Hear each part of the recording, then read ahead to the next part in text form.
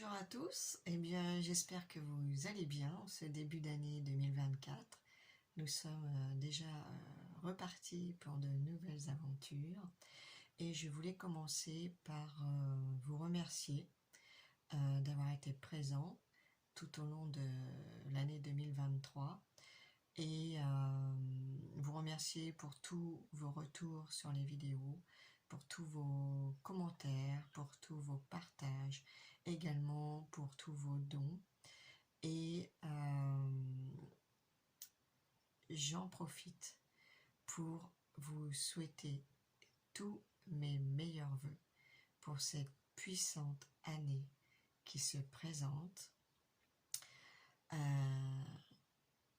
Une année que je vous souhaite la plus équilibrée possible, parce que 2024 en numérologie, on est sur le chiffre 8 et le chiffre 8 parle beaucoup d'équilibre et d'infini.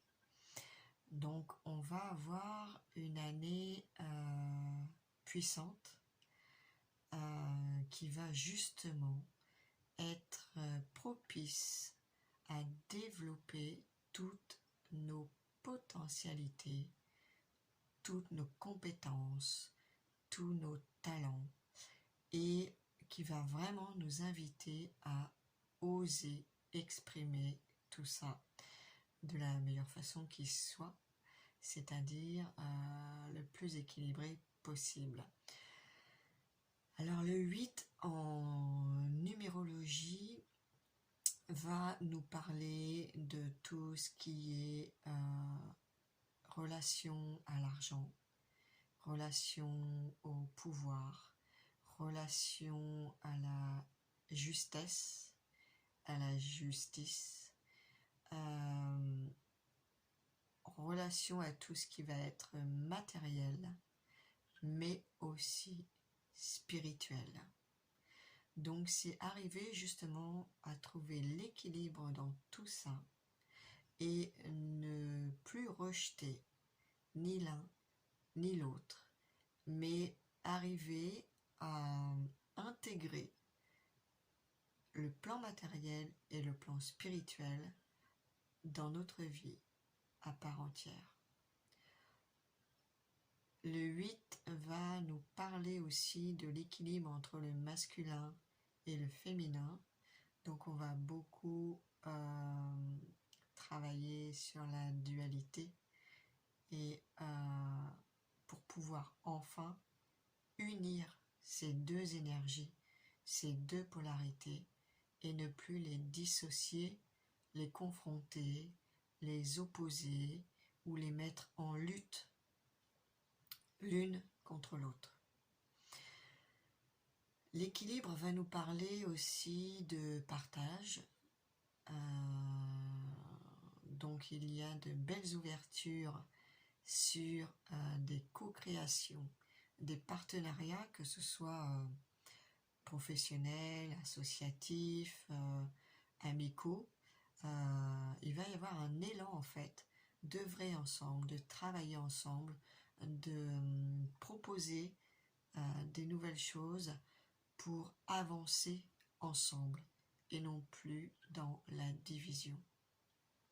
Il va y avoir un élan de rassemblement, il va y avoir vraiment un retour à la joie de se retrouver, à la joie de retrouver aussi notre famille d'âme et de pouvoir enfin être qui on est vraiment et de prendre pleinement notre place dans la communauté, dans la famille, dans le couple, dans nos relations, quelles qu'elles soient.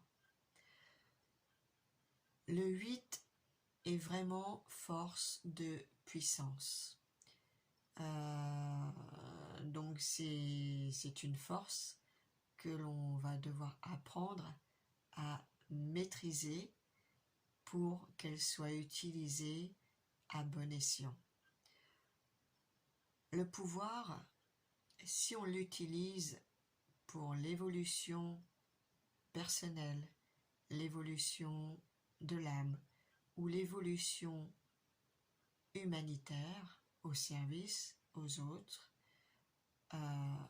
utilisé dans la bienveillance, ce pouvoir est une source de force.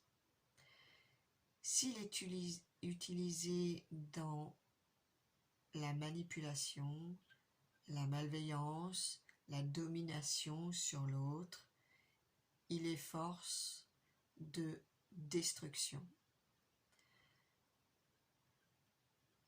Et c'est vite fait en fait de basculer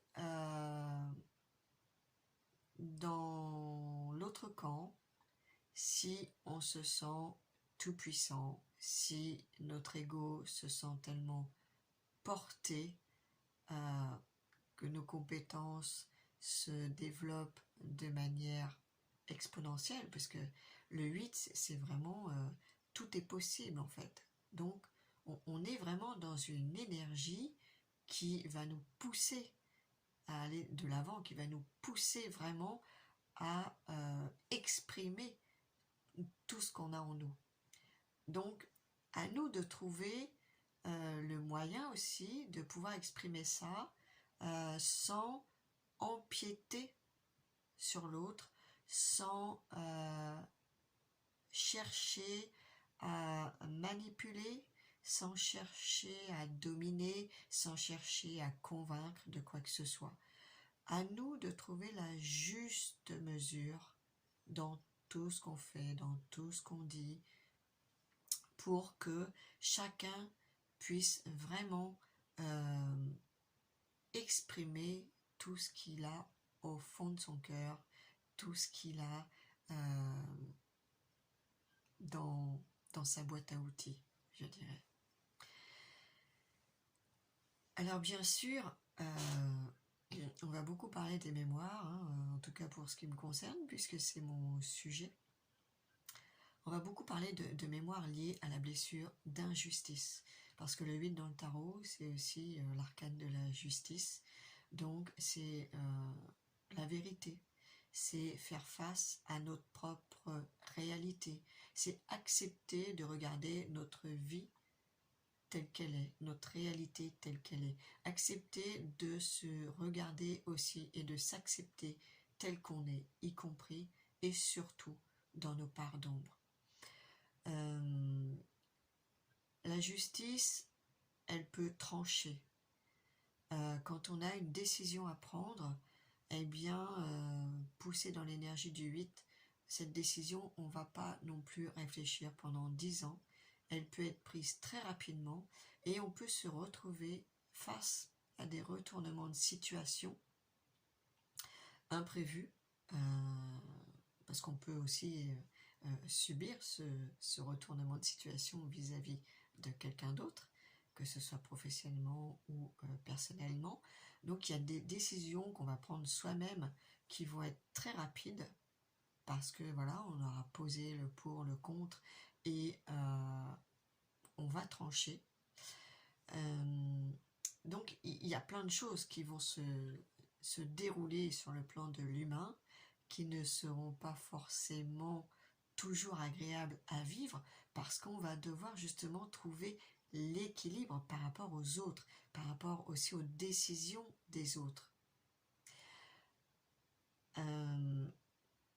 Je vois un petit peu l'image du funambule qui marche sur un fil entre deux montagnes et qui se concentre justement sur son objectif pour ne pas trop regarder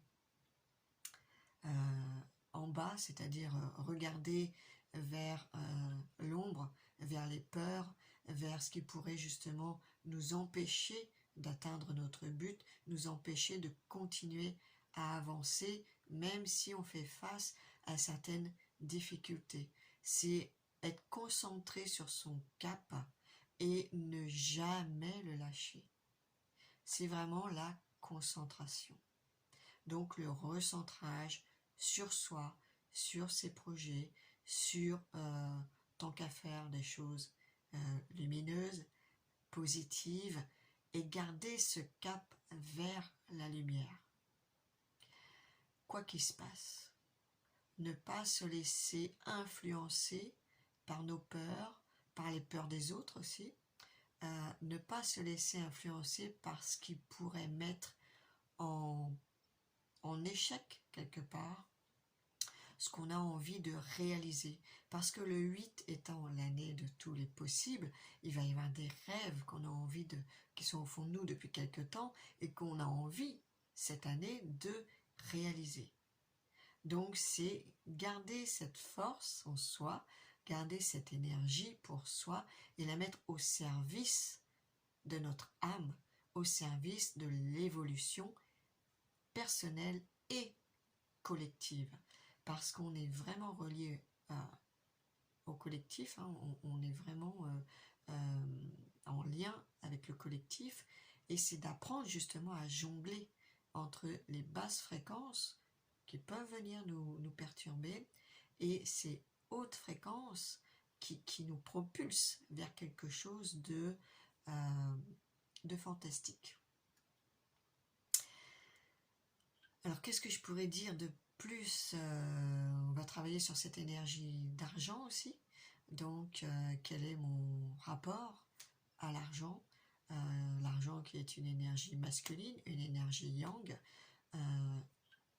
Quand j'en ai de l'argent, qu'est-ce que j'en fais? Est-ce que je garde tout pour moi et je me fais des montagnes sur mon compte en banque, ou est-ce que je suis dans le partage, puisque c'est une année de partage? Est-ce que je fais des dons à des associations?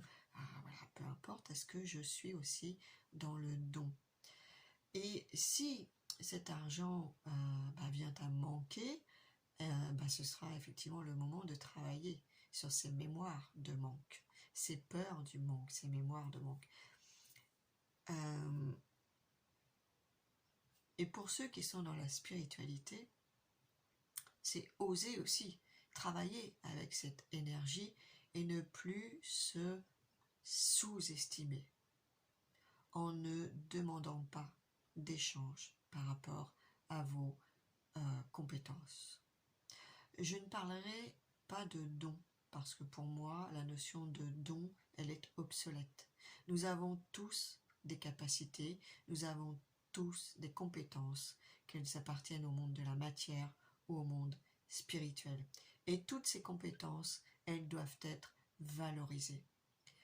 Aujourd'hui, dans notre société pour le moment, la valorisation passe par l'argent, entre autres, mais beaucoup par l'argent. Donc, acceptons tout simplement cette énergie, puisque c'est un moyen d'échange qui nous permet de faire respecter l'équilibre entre ce que l'on donne et ce que l'on reçoit. De quelque manière que ce soit, on va travailler beaucoup sur le savoir donner et savoir recevoir. On va être souvent plus d'un côté que de l'autre, et les gens qui vibrent sur l'énergie du sauveur vont être beaucoup dans le don.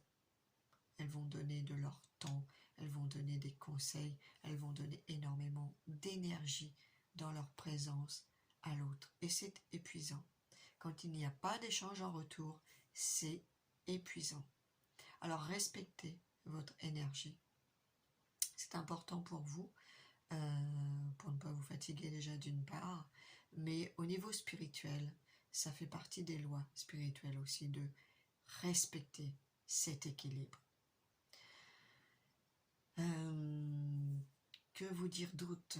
Il y a tellement de choses à dire en fait sur l'énergie du 8, c'est l'infini, donc je pourrais parler pendant des heures et des heures.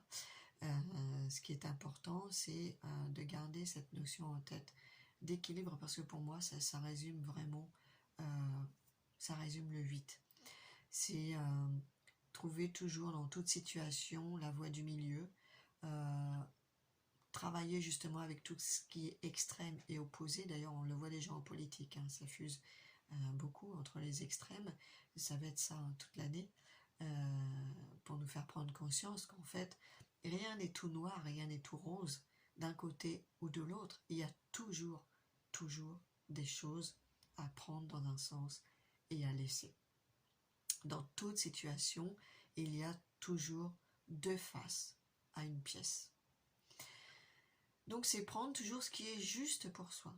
Voilà, on est toujours sur cette notion de justesse, de justice, c'est prendre ce qui est juste pour soi et laisser ce qui ne nous convient pas, tout simplement, sans avoir besoin d'en faire tout un pataquès, toute une montagne. C'est juste, ben voilà, ça ne me convient pas, je laisse, point.